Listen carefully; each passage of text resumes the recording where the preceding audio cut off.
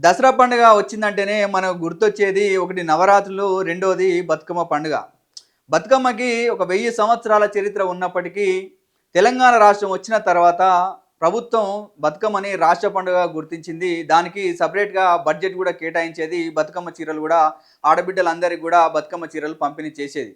అందులో భాగంగానే ఇప్పుడు కాంగ్రెస్ ప్రభుత్వం అధికారంలోకి వచ్చిన తర్వాత గిన్నీస్ బుక్ రికార్డు సాధించేలా బతుకమ్మ ఏర్పాట్లు చేస్తున్నట్లయితే ఒక వార్త అయితే రావడం జరిగింది. సో ఆ వార్తను ఒకసారి పరిశీలన చేద్దాం.